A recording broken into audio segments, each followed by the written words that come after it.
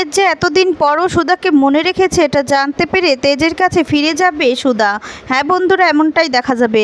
বিস্তারিত জানতে ভিডিওটিতে লাইক দিয়ে চ্যানেলটি সাবস্ক্রাইব করে দেখতে থাকুন। গল্পের শুরুতেই দেখা যাবে তেজ আর সমুদ্র সৌমিনের বিয়েতে চলে আসে। সমুদ্র তখন বলে, দাদা তুই চিন্তা করিস না, এখানে যদি বৌদি ভাই থেকে থাকে তাহলে আমরা ঠিক বৌদি ভাইকে খুঁজে পাবো। আমিও দেখব বৌদি তোর ভালোবাসার টানে ফিরে এসেছে কিনা। আর তখন যে তুই কি শিওর ছিলি ওটা বৌদি ভাই কিনা? আর তখন তেজ বলে যে আমি এতটা ভুল করতে পারি না, আমি শিওর যে ওটা সুধাই ছিল। সুধার গলায় আমি শুনেছি, আমি জানি সুধা এখানেই আছে আর সুধাকে আমি ফেরত নিয়ে যাবই। এদিকে ঝিনুকের কথা শুনে বিচলিত হয়ে পড়ে সুধা। সুধা তখন বলে, ঝিনুকের কথা যদি সত্যি হয়ে থাকে তাহলে তো তেজও এখানে আসবে, আর তেজ যদি এখানে আসে তাহলে তেজের মুখোমুখি আমি কি করে হব? এদিকে ঝিনুক বলে যে যতই তুই মুখ লুকানোর চেষ্টা করিস না কেন, আমি তো তোর সত্যিটা বের করব, যে করে হোক খুঁজে বের করব, আমার থেকে সত্যিটা কেউ আড়াল করতে পারবে না। ওদিকে দেখা যাবে সৌমিত তার মামুকে বলে যে মামু আমি না আমার বিয়ের অ্যারেঞ্জমেন্টটা ঠিক এভাবেই দেখতে চেয়েছি। আর তখন বলে সত্যি বৌদি কত গুণী। বলে যে সত্যি মামি না অনেক অনেকটা বছর হলো তো, এইবার মামিকে তোর জীবনের কথাটা খুলে বল না, তোর মনের কথা। তখনই প্রীতম বলে, না রে, ওর মনে এখনও ওর স্বামীর জায়গা আছে, ওর স্বামীর কথা ও এখনও ভুলতে পারছে না। তবে আমি কি করে আমার মনের কথা বলবো? সেই সময় তরি চলে আসে। তরি আসলে তরিকে আদর করে সৌমিন জিজ্ঞেস করে যে আচ্ছা তোমার বিএসএফ কি তোমার বাবা হতে পারে না? তখনই তরি বলে যে না না, বিএসএফ কি করে আমার বাবা হবে? বিএসএফ তো আমার বন্ধু, আমার বাবার মতো হিরো নয়, আমার বাবা তো ডিসিম ফাইট করতে থাকে। আর তখনই সৌমিন বলে, ওরে দুষ্টু, আমার মামু হিরো নয় তাই না? আমার মামুকে হিরো বলতে পারিস না তুই? আরে আমার মামুই তোর বাবা হবে। আর তখন তরি বলে, না আমার বাবা তো আছে, বাবা দেখতে একদম হিরোর মতো। আর তখন সৌমিন পিছনে পিছনে ছুটতে থাকে তরির। এদিকে সুধা বিয়ের সমস্ত আয়োজনে ব্যস্ত হয়ে পড়ে আর মনে মনে বলে, ঝিনুকের কথা যদি সত্যি হয়ে থাকে তাহলে তো তেজ এখানে আসবেই, তেজ আসলেই তো আমাকে দেখে ফেলবে, আমি যে মুখোমুখি হব, আমি যে তেজের মুখোমুখি হতে চাই না। এখন বলে এর জন্যই তো আমি এখানে আসিনি, না না যতটা সম্ভব আমাকে তাড়াতাড়ি এখান থেকে চলে যেতে হবে। এরপর দেখা যাবে এদিকে সুধা কাজে ব্যস্ত হয়ে পড়ে আর তখনই পিছন থেকে আঁচলে টান দেয় আর তখনই সুধা পড়ে যেতে লাগে। এরপর দেখা যাবে তেজ এসে ধরে নেয়। দুজনের মাঝখানে হলদের সেই বেড়াটা থাকলে দুজন দেখতে পায় না, কেউ কাউকেই দেখতে পায় না, কিন্তু তেজ শক্ত করে সুধাকে ধরে আছে। আর তখন তেজকে দেখে সুধা চমকে ওঠে আর সেখান থেকে ছুটে পালায়। এদিকে সমুদ্র এসে বলে, কি রে দাদা তুই এখানে কি করছিস? আর তখন তেজ বলে, পেয়ে গিয়েছি, আমি সুধাকে পেয়ে গেছি, এই দেখ সুধা। আর তখনই পিছন দিকে ঘুরে দেখতে পায় যে সুধা কোথাও নেই। আর তখন সমুদ্র বলে, হ্যাঁ রে দাদা তুই কাকে দেখেছিস? আর তখন তেজ বলে, এখানেই ছিল সুধা, এখানেই ছিল, আমি কিছুতেই ভুল করতে পারি না। তোকে প্রথম বলেছিলাম মনে আছে, একটা বিয়ের ভিতরে সুধার সাথে আমার দেখা হয়েছিল, সেরকম একটা অনুভূতি আজকে আমি পেয়েছি, তার মানে সুধা এখানে আছে, আমার কাছ থেকে মুখ লুকিয়ে বেড়াচ্ছে। আর এদিকে দেখা যাবে সুধা অস্থির হয়ে ছুটে চলে যায়। তখন প্রীতম বলে, কি হচ্ছে সুধা? তখন সুধা বলে, না কিছু হয়নি তো, আমি না এখান থেকে চলে যেতে চাই। এ কথা শুনে প্রীতম তখন বলে, কি বলছো কি সুধা? ওদিকে দেখা যাবে তরি তার মাকে খুঁজছে আর বলে, মা না এখানে এসেও আমার থেকে দুষ্টু বেশি হয়ে গিয়েছে, কোথাও মাকে খুঁজে পাচ্ছে। শরবতওয়ালা ওয়েটারকে বলে, আমাকে একটু শরবত দিয়ে যাও না, কিন্তু ওয়েটার তরির কথায় কিছুতেই শুনতে পায় না। আর তখন তেজ এসে বলে, কখন থেকে বাচ্চা মেয়েটা শরবত চাইছে, আপনি দিচ্ছেন না কেন? আপনি কি কানে শুনতে পাচ্ছেন না? এই বলে লোকটার সাথে রাগারাগি করে তরির হাতে একটা শরবত তুলে দেয়। তরি তখন খুব খুশি হয়ে যায় আর বলে, তুমি এখানে, আমি তো তোমাকে চিনি। আর তখন তেজ বলে, তুমি আমাকে চেনো? তরি বলে, হ্যাঁ চিনি তো। আর ওদিকে দেখা যাবে সুধা প্রীতমকে বলে যে আমি এখানে থাকতে চাই না। আর তখন প্রীতম বলে, কি বলছেন? আমি অনেক আশা করি আপনাকে এখানে নিয়ে এসেছি, ভেবেছিলাম আমার ভাগ্নি বিয়ে শেষ পর্যন্ত আপনি থাকবেন।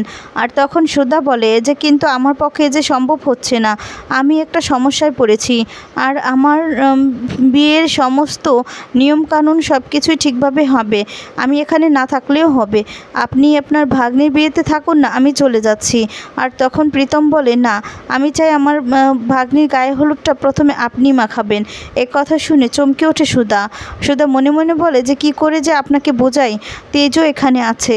আর তখন বলে তেজ যদি এখানে একবার দেখতে পেয়ে যায় তাহলে তেজকে আমি কি জবাব দেব। প্রীতম বলে আশা করি আপনি আমার কথাটা রাখবেন। এই বলে প্রীতম সেখান থেকে চলে যায়। এদিকে সুধা তখন বলে এবার আমি কি করব।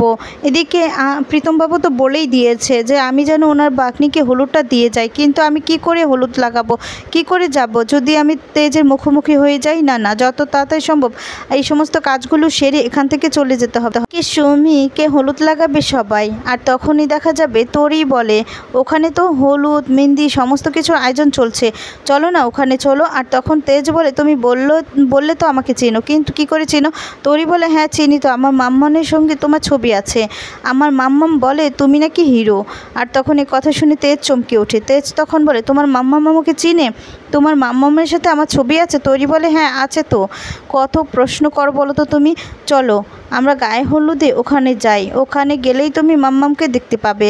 এই বলে তেজ উঠে দাঁড়ায়। আর তখন একজন ওয়েটারের সঙ্গে ধাক্কা লাগে। আর তখন তেজ তার সঙ্গে মাথা গরম করে কথা বললে তোরই তখন বলে আঙ্কেলটা তো কোনো দোষ নেই, তুমি তো আমার সঙ্গে কথা বলছিলে বসে, যখন উঠে পড়লে তখনই তো আঙ্কেলটা চলে আসলো, তাই তুমি আঙ্কেলকে বকবে না। আঙ্কেল তুমি যাও তো, তোমাকে আর কেউ বকবে না।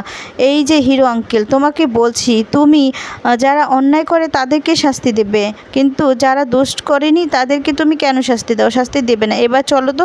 তেজ বলে কোথায় যাব? তোরি বলে উফ বাপু এত প্রশ্ন কেন করো বলো তো, চলো।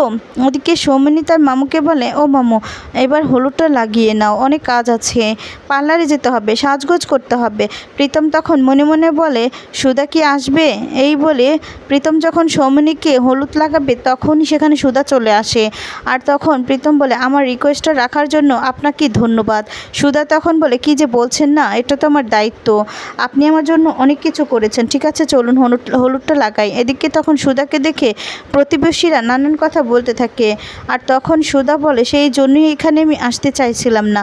আর তখনই সৌমিনী বলে যে কে কি বললো তাতে আমার কিছু আসে যায় না, আমি চাই আমার মামু যাকে চয়েস করেছে আমি তার হাতেই প্রথম হলুদটা নেব। এরপর দেখা যাবে হলুদ লাগাতে থাকে সুধা। এদিকে দেখা যাবে তেজ বিয়ের সমস্ত আয়োজন কিছুতেই মেনে নিতে পারছে না, বিয়ের সানাইটা যেন কিছুতেই তেজকে বিরক্ত করছে, তেজ সহ্য করতে পারছে না। তখন তেজ তরির হাত ছেড়ে দূরে চলে যায়।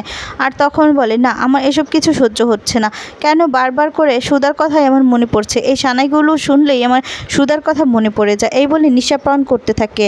এরপর দেখা যাবে সুধাকে সৌমিন বলতে থাকে এই যে তোমাকে কিন্তু আমাদের সাথে পার্টিসিপেট করতে হবে। আর তখন বলে কি বলছো কি, না না আমি পারবো না। এই কথা বললে তখন সৌমিনী অভিমান করে আর বলে যে আমি রাগ করেছি। এরপর সৌমিনীর অভিমান ভাঙাতে তখন সুধা বলে আচ্ছা ঠিক আছে আমি তোমাদের সঙ্গে পার্টিসিপেট করব। এই বলে সুধা ওড়না দিয়ে নিজের মুখ ঢেকে সবার সঙ্গে নাচ গানে ব্যস্ত হয়ে পড়ে, সবার সাথে নাচ গান করতে থাকে। ওদিকে দেখা যাবে তেজ নেশাপান করতে করতে এক পর্যায়ে যেখানে সবাই নাচতে থাকে সেখানে চলে আসে। আর তারপর এদিকে দেখা যাবে প্রীতম তরিকে দেখতে পেয়ে বলতে থাকে যে এখানে কি করছো তুমি? আর তখন বলে আমার তো আরেকটা বন্ধু হয়েছে, আমি তো তার সাথেই কথা বলছিলাম। তখন বলে তোমার আরেকটা বন্ধু হয়েছে? এরপর বলে যে হ্যাঁ। আর তারপর এদিকে দেখা যাবে তেজ তো এদিকে নেশাপান করতে করতে পর্যায়ে সেখানে এসে পড়ে যায়। তখন নানানভাবে নানান লোকে তেজকে নানান কিছু বলতে থাকে। আর তখন বলে এখানে কীভাবে এসেছে? তারপর সৌমিনী এসে বলতে থাকে যে স্যার আপনি। আর তখন চলে আসে আর সবাইকে ম্যানেজ করে নেয়। দেখা যাবে সুধা একটা সাইটে গিয়ে দাঁড়ায়, তেজকে দেখে চমকে যায় আর বলে তেজ তোমার এই অবস্থা করেছো তুমি? দেখা যাবে সৌমিনী বলতে থাকে যে স্যার আপনাকে কিন্তু সন্ধ্যাবেলা আসতে হবে, আপনি কিন্তু সন্ধ্যাবেলা আসবেন। আর তখন দেখা যাবে উঠে যেতে লাগে আর তেজ পড়ে যেতে লাগে। এটা দেখে খুব কষ্ট পায় এদিকে সুধা তখন বলে আপনি এখনও আমার কথা মনে রেখেছেন, আমি তো ভেবেছিলাম আপনি আমাকে ভুলেই গিয়েছেন। তেজ তখন সুধা বলে চিৎকার করতে থাকে। এবার তাহলে কি সুধা তেজের সামনে চলে যাবে, তেজের সাথে দেখা দেবে? মনে হয় আপনাদের কমেন্টস করে আপনাদের মতামতগুলো জানাতে পারেন। পরবর্তী আপডেট পেতে চ্যানেলটি সাবস্ক্রাইব করুন। ধন্যবাদ।